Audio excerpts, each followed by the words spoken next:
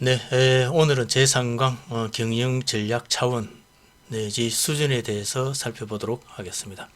우리가 경영 전략은 어떤 레벨로 나눠줄 수 있는가 하는 데 대한 내용인데요.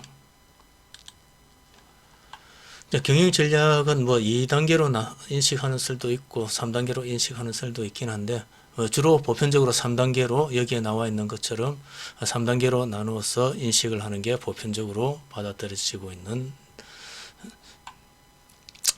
내용이 되겠습니다.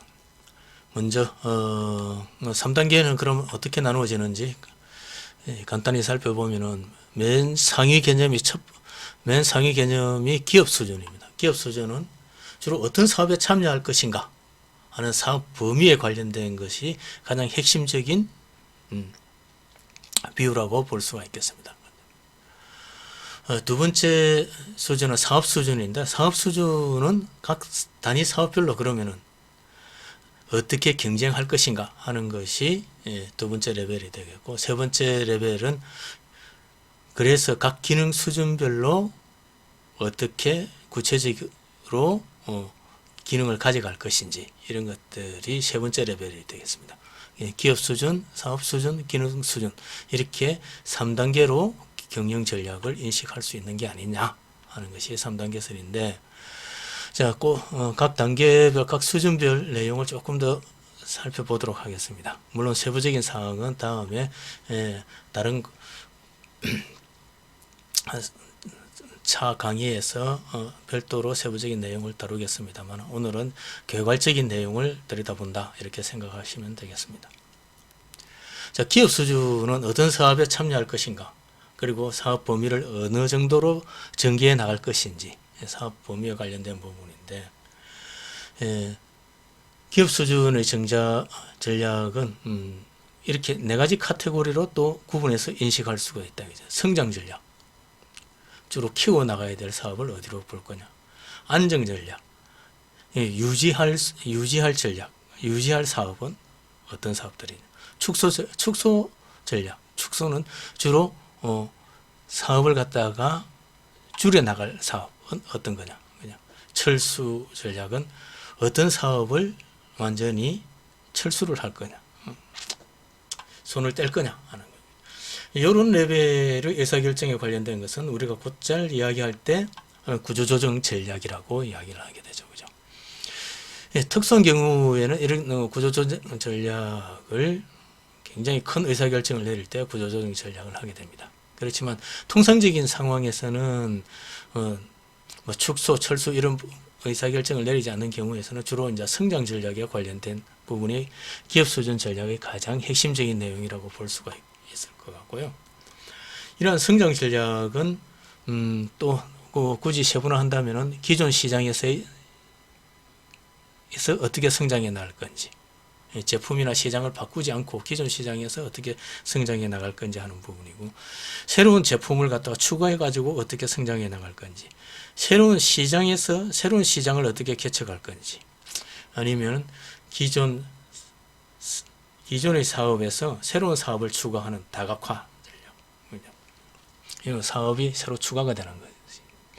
수직 통합화 전략, 이건 같은 사업의 범위가 일테면은 뭐 유통 쪽을 하는데 직접 생산에 거꾸로 참여를 한다든지, 생산에서 다시 이 원자재 쪽으로 내려간다든지, 이런 어떤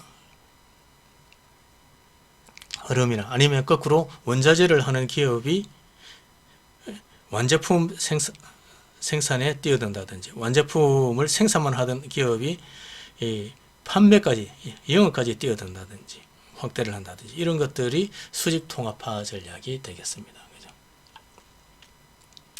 자, 이러한 내용들에 대해서 세부적인 내용은 다시 다음에 다른 강의에서 별도로 좀 다루기로 하고요. 오늘은 각 상위 레벨에서 전체적인 얘기들만 조금 전개를 하도록 하겠습니다. 두 번째 레벨이 사업 수준입니다. 사업 수준은 각 단위 사업별로, 기업 레벨 밑에 있는 각 단위 사업별로 어떻게 경쟁을 해 나갈 것인가 하는 데 대한 것이 경쟁 사업 수준이다 이거죠. 그래서 사업 수준의 전략을 마이클 포터는 경쟁 전략이라고 이야기를 하고, 그 경쟁 전략을 자세히 들여다보니까 실질적으로 여러 가지 기업들이 전략을 구사를 하고 있는데, 그걸 범주를 나누어 보니까 저원가 전략, 싸게 만들어 가지고 경쟁 사업보다 싸게 만들어서 이겨나가는 전략, 차별화 전략, 경쟁 사업보다 뭔가 다른 요소를 찾아서 경쟁에서 이기는 전략, 집중화 전략. 집중화 전략은 전체 시장이 아니라 어떤 특정 고객만 대상으로 해가지고 그 고객의 니즈에 맞는, 그래서 나름대로 생존을 해나가는 그런 어떤 집중화 전략, 이렇게 세 가지가 있다고 분류를 했습니다. 대략 경쟁 전략 차원에서는 이렇게 세 가지 범주로 나누어서 볼 수 있다고 이야기를 해가지고, 경쟁 전략의 본원적인 전략은 세 가지 범주다, 이렇게 마이클 포터는 이야기를 했는데, 대체적으로 이런 의견은 맞지 않나 이래 가지고 사업 수준의 전략은 이 세 가지 카테고리로 많이 얘기를 하고 있습니다. 그 다음 레벨이 기능 수준의 전략이 되겠습니다. 기능 수준의 전략은 사업 전략을 어떻게 구체화할 것인가, 또는 기업 전략을 어떻게 구체화할 것인가. 기업 사업 수준의 전략을 각 기능별로, 실질적으로는 기능별로 이렇게 구체화되어야만이 실행이 되니까 이런 레벨로 R&D 생산을 어떻게 하고, 마케팅을 어떻게 해나가고, 인적 자원을 어떻게 관리해 나가고, 재무 자원을 어떻게 운영해 나갈 것인지, 이런 수준으로 구체화시킨 것이 기능 수준의 전략이다 이거죠. 자, 그렇다고 본다면은 기업 수준의 전략이나 사업 수준의 전략이 실질적으로는 세부적으로 실행해 나가기에는 기능 수준으로서 구체화되어야 된다. 이 각 레벨을 떨어뜨려 놨지만 이 레벨들이 각각 독립적으로 구분되어 있는 게 아니라 어떻게 보면 서로 연계되어 있는 것이다. 기업 수준의 기존 시장에서 전략을 상위 개념에서 구체화하더라도 그걸 실질적으로 세부적인 실행 방안을 갖다 구체화하기 위해서는 기능 수준으로서 구체적으로 구체화되어야 된다는 거죠. 물론 기능 수준으로 구체화되지 않고 상위 수준만 접근하는 경우가 있습니다. 그런 경우에는 구조조정 전략이라든지 이렇게 해가지고 어떤 사업은 철수를 하고 어떤 사업은 살아남고 그런 의사결정만 하면은 요 레벨 자체에서 멈추는 경우도 있죠. 자, 이런 것들의 인식은 우리가 실질적으로 전략 과제를, 프로젝트를 실제로 수행하는 데 있어 가지고는 이런 레벨에 대한 인식, 그리고 각각의 상호 연계 관계성, 이런 것들을 잘 우리가 인식을 해야 과제의 범위라든지 우리가 어떤 부분을 이번 과제가 어디에 초점을 두어진 건지, 그리고 어떤 부분까지 세분화해서 전개할 것인지, 그런 의사결정을 해가지고 프로젝트 기획을 할 수가 있는 겁니다. 전략 수립에 대한 기획을 할 수가 있는 거죠.